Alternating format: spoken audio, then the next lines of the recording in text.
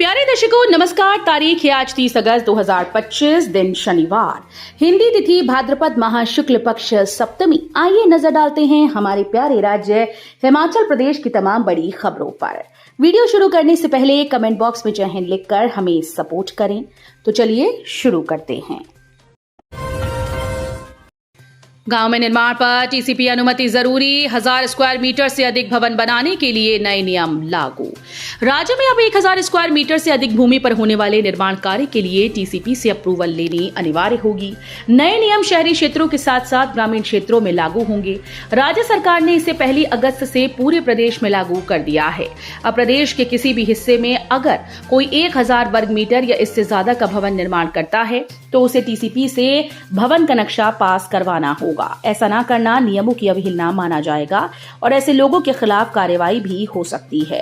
प्रदेश सरकार ने हिमाचल ग्राम नगर योजना संशोधन विधेयक 2024 के माध्यम से शहरों के साथ साथ गांवों में भी निर्माण कार्यों पर नए नियम लागू कर दिए हैं। सरकारी संस्थानों को दी गई जमीन वापस नहीं होगी। उप मुख्यमंत्री मुकेश अग्निहोत्री ने कहा कि सरकारी संस्थानों को दी गई जमीन वापस नहीं होगी। ये जमीन सरकार के पास सुरक्षित रहेगी। विधायक दलीप ठाकुर के सवाल के जवाब में मुख्यमंत्री ने सदन में ये जानकारी दी। हालांकि इस सवाल के दौरान उप मुख्यमंत्री मुकेश अग्निहोत्री और नेता प्रतिपक्ष जयराम ठाकुर के बीच कई बार नोकझोंक भी हुई। उप मुख्यमंत्री ने कहा कि पिछले 1 साल में मौजूदा सरकार ने 126 नए संस्थान खोले हैं। नए संस्थान गुण दोष के आधार पर खोले जाते हैं। इस बीच नेता प्रतिपक्ष जयराम ठाकुर ने कहा कि आज तक हिमाचल प्रदेश में जो सरकारें चुनी गईं वो काम करने के लिए चुनी, लेकिन अब की बार जो सरकार चुनी वो काम नहीं कर रही बल्कि काम रोक रही है। राजस्व प्रबंधन पोर्टल पर मुआवजे के लिए कर सकते हैं आवेदन, कृषि मंत्री चंद्र कुमार ने दी जानकारी। प्राकृतिक आपदा के चलते ध्वस्त हुए मकान और मवेशियों की मौत के मामले में सरकार हिमाचल में अन्य राज्यों से ज्यादा मुआवजा दे रही है। प्रभावित लोगों को उपायुक्त कार्यालय में राजस्व प्रबंधन सिस्टम पोर्टल पर आवेदन करना होता है। डीसी को मुआवजा देने के अधिकार दिए गए हैं। कृषि मंत्री चंद्र कुमार ने ये जानकारी शाहपुर से विधायक केवल सिंह पठानिया की ओर से नियम 62 के तहत बिजली गिरने से हुए नुकसान को लेकर लाए गए ध्यानाकर्षण प्रस्ताव के जवाब में दी। मंत्री ने कहा कि प्रदेश में प्राकृतिक आपदा के चलते अब तक 1081 छोटे बड़े पशुओं की मौत दर्ज की गई। ये आंकड़ा बढ़ेगा। चंबा भरमौर मार्ग बंद होने से शहर में मंडराया राशन का संकट, हेलीकॉप्टर से पहुंचेगी मदद। लगातार भारी बारिश और भूस्खलन के कारण चंबा भरमौर मार्ग पिछले 5 दिनों से पूरी तरह से बंद पड़ा है। हालात इतने बिगड़ गए कि भरमौर में आवश्यक वस्तुओं की सप्लाई पूरी तरह से ठप हो गई। दुकानों में राशन खत्म होने की कगार पर है। दूध, ब्रेड और सब्जियों तक का टोटा पड़ गया। हजारों श्रद्धालुओं के साथ साथ विभिन्न विभागों के सैकड़ों कर्मचारी भी भरमौर में फंसे हुए हैं जो मणिमहेश यात्रा की ड्यूटी पर तैनात थे। ऐसे संकटपूर्ण हालात में प्रशासन ने राहत भरा कदम उठाते हुए अब हेलीकॉप्टर से राशन और आवश्यक वस्तुएं भेजने का बड़ा फैसला लिया है। हिमाचल में तैयार 60 दवाएं खाने लायक नहीं। दवा उद्योगों में निर्मित दवाइयां गुणवत्ता जांच में फेल, हटाने के निर्देश। केंद्रीय औषधि मानक नियंत्रण संगठन की जांच में हिमाचल के 41 दवा उद्योगों में निर्मित 60 तरह की दवाएं गुणवत्ता के पैमानों पर फेल हो गईं। इन दवाओं में केवल सामान्य श्रेणी ही नहीं बल्कि दर्द निवारक, संक्रमण रोधी, मल्टीविटामिन, पेट के कीड़ों के इलाज, हृदय रोग, सीओपीडी के उपचार, अनिद्रा, मधुमेह, high blood pressure, allergy, gastric और तंत्रिका दर्द के इलाज में इस्तेमाल होने वाली दवाएं भी शामिल हैं। सबसे चिंता की बात यह है कि इसमें इंजेक्शन, लोशन और आई ड्रॉप्स जैसी संवेदनशील श्रेणियां भी पाई गई जिनका सीधा असर मरीजों पर पड़ सकता है। जुलाई माह में देश भर से जांचे गए कुल 151 दवा सैंपल में 143 मानक गुणवत्ता से कम और 8 नकली पाई गई, जिनमें हिमाचल की हिस्सेदारी सबसे बड़ी रही।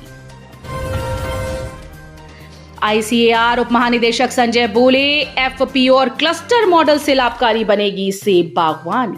हिमाचल प्रदेश में जलवायु परिवर्तन से सेब की गुणवत्ता प्रभावित हो रही है और उत्पादन पर भी असर पड़ रहा है। लागत मूल्य बढ़ने से सेब की खेती घाटे का सौदा बन गई। ऐसे में एफपीओ बनाकर मल्टी कमोडिटी क्रॉप क्लस्टर से ही सेब बागवानी को लाभकारी बनाया जा सकता है। भारतीय कृषि अनुसंधान परिषद के उप महानिदेशक डॉक्टर संजय कुमार सिंह ने खास बातचीत में ये बात कही। डॉक्टर संजय कुमार सिंह की बागवानी में विशेषज्ञता है। संजय कुमार ने कहा कि जलवायु परिवर्तन के कारण भारी बारिश, भीषण गर्मी और पर्याप्त बर्फबारी न होने से सेब उत्पादन प्रभावित हो रहा है। नई बीमारियां और कीट पनप रहे हैं। परागण पर भी असर पड़ रहा है। राष्ट्रीय खेल दिवस, खेलों में हिमाचल की धमक, बेटियों ने भी बिखेरी चमक, दुनिया में चमकाया नाम। हिमाचल प्रदेश के जिला सिरमौर अपनी समृद्ध सांस्कृतिक विरासत के साथ खेल के क्षेत्र में चमक बिखेर रहा है।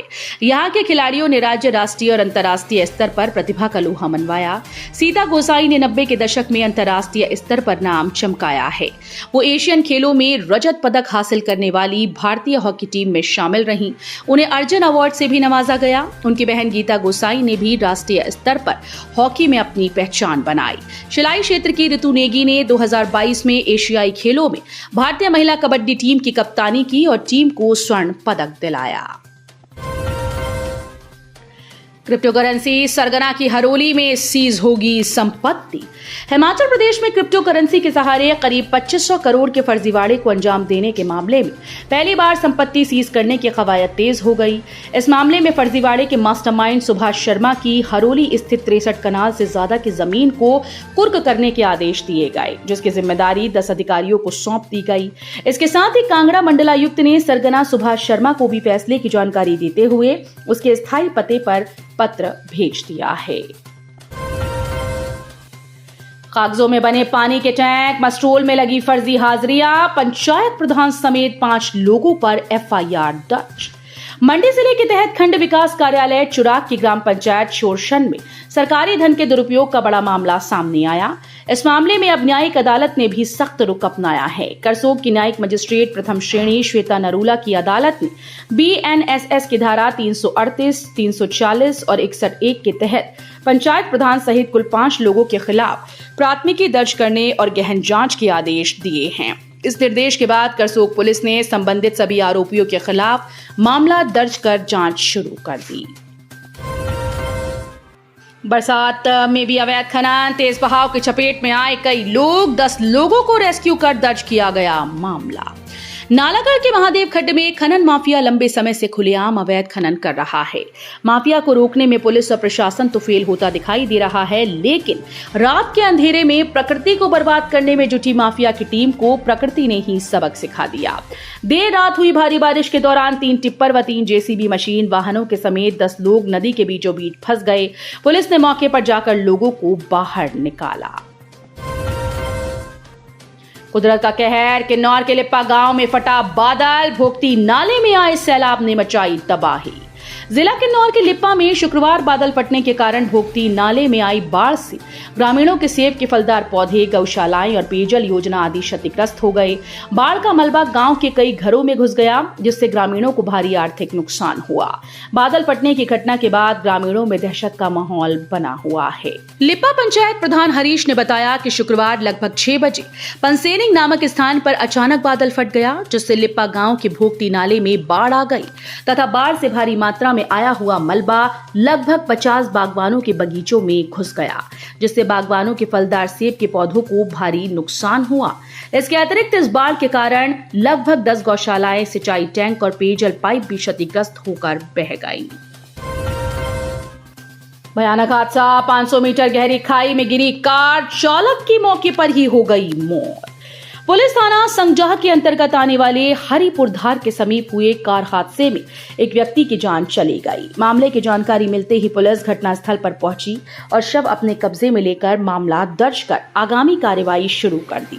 मृतक की पहचान चंद्रपाल 48 वर्षीय पुत्र सुंदर सिंह निवासी गांव सैल के रूप में की गई। जानकारी के अनुसार चंद्रपाल हरिपुर धार से अपने घर सैल गाड़ी HP 791135 में सवार होकर जा रहा था। इस दौरान लिंक रोड सेल के कैची मोड़ के पास गाड़ी अचानक अनियंत्रित होकर करीब 500 मीटर गहरी खाई में जा गिरी। इस दौरान चंद्रपाल की मौके पर मौत हो गई। तो ये थी आज की फटाफट खबरें। हम मिलेंगे अगले बुलेटिन में, तब तक के लिए धन्यवाद। जय हिंद।